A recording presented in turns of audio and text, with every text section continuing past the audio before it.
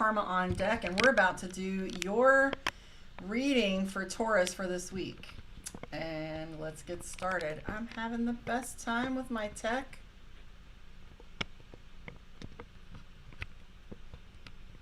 Of course I am.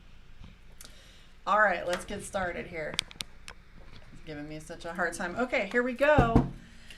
Let's see what your reading looks like for this week. I got an appointment at 3, so let's see if we can get Taurus and Cancer, I think, done. Those are the two that I'm on today. Let's take a look.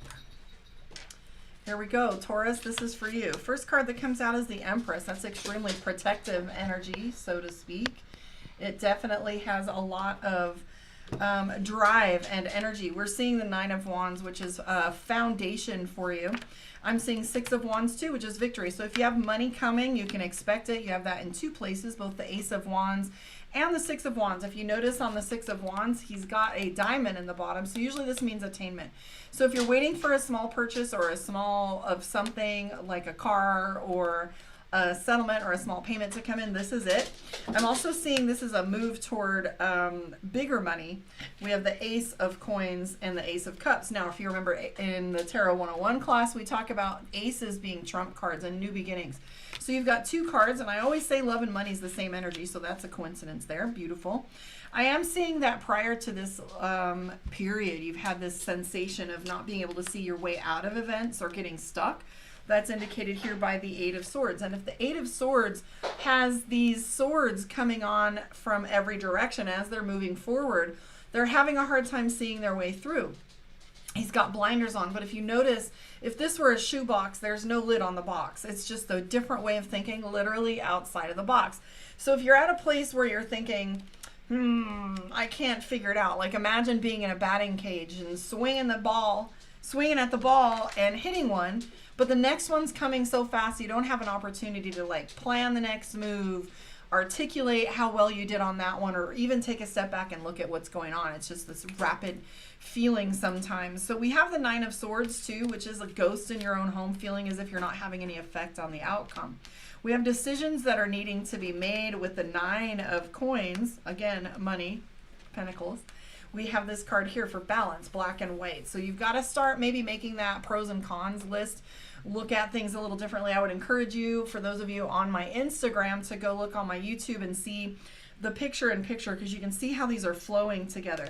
Because in the next few steps of this is this indecision that you have going on with the Two of Wands.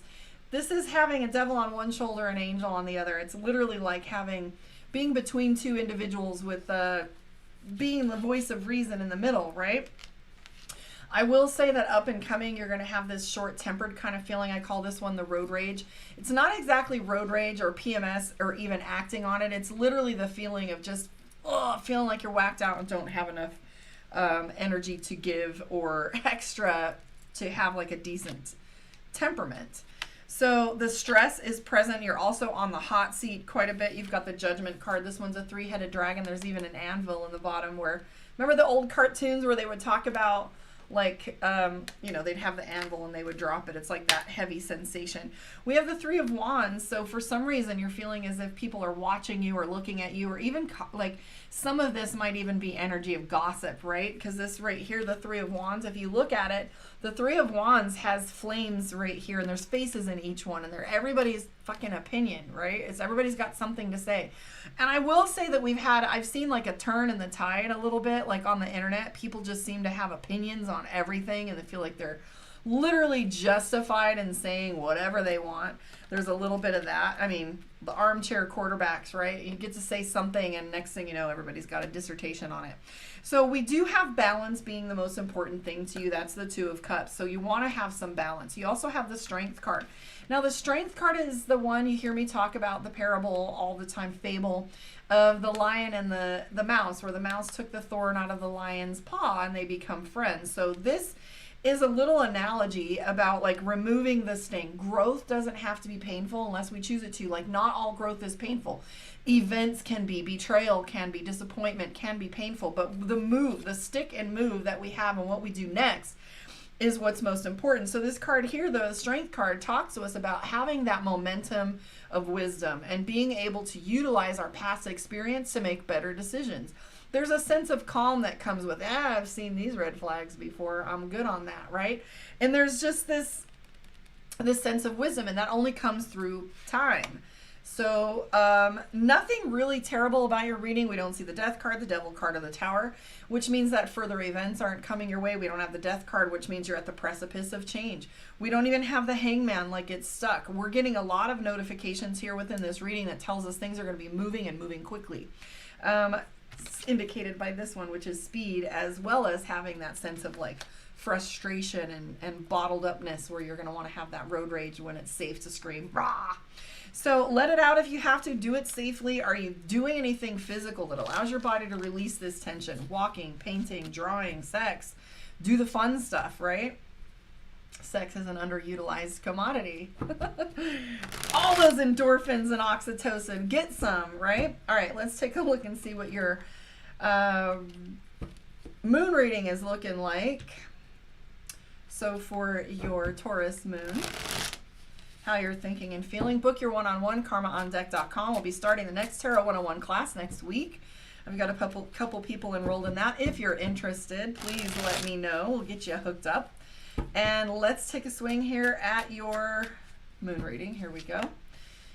Chariot, intensity. Again, that's similar to the Judgment card, which is feeling like you're paying consequences. This card right here is our, it's intensity. It's pulling all these things together. You also have the Four of Swords. Four of Swords is my ghosting card. It's going quiet, not wanting to reach out. I call that my Snow White. It's the perfect scenario, right? Snow White really needed her prince to be there for her to wake up from whatever. And so this is a perfect scenario that you feel you need to have in alignment before you'll speak up, speak out, or have a conversation about these things. We're seeing some overwhelm again, a little bit of anxiety, and then we're also seeing the Three of Swords, which is miscommunication. So you feel like you can't get your words out.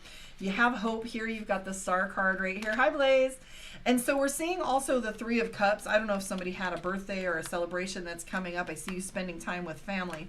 You also have the Two of Cups and the Magician. We're also seeing the card. Now we're seeing the Tower card, okay? So this is like what you're thinking about. You're thinking like everything is about to go to shit if I don't just da-da-da-da-da. So there's a little bit of panic and fear going on in how you're thinking and feeling. You're thinking if you lose control on anything, if you let go of any one of these things that are going on, you feel like the whole house of cards is going to come crashing down. Now, I do say this, though, that you have the Ten of Pentacles, which is legacy. It's telling us to keep going, and you're building a foundation for something that's going to last. Also, don't be impulsive with your money. We have the Knight of Pentacles. Think of a 13-year-old or a 14-year-old with their first $100 bill. How fast are they going to go through that money? So this is the Knight of Pentacles. It talks about being frivolous, being impulsive with your money, etc. And also I'm seeing the Five of Swords. You're definitely looking for problems here. You're looking to see, is there going to be a conflict? You're deliberately not talking about the thing because you're overwhelmed.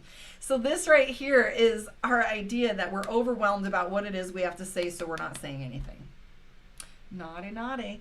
Now, I want you to think of this. You ever have somebody like take your leftovers or not do something they agreed to do? Let's talk about the household shit. Like somebody not handling the thing, like didn't take out the trash and it's piled on the floor and it's like the 5th time and you like freak the fuck out over the trash. It's not the trash. It's not the trash. It's not the person. It's not them not doing it. It's the frustration of not being heard, people not holding their agreements, and just finally getting to that moment where you're letting it out. Now, if you had been firm on that one thing in the beginning and cleared it, it wouldn't be such a big deal now.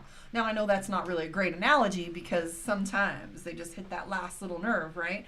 But this is you right now. This is you not letting it out, not clearing and using language that allows you to get this heaviness or this influence out of your way so that you can think about other things. But ultimately, you got to know that this thing that you're frustrated about is just the one thing you can talk about, because there's other things going on and percolating in your subconscious that you can't release. So if you have things that you want to say that you can't say, or that you can't talk about, or it's not safe to talk about, or you don't even know how to articulate, it's highly recommended that you take some time to do so. Take a piece of paper, fold it in half, pros and cons.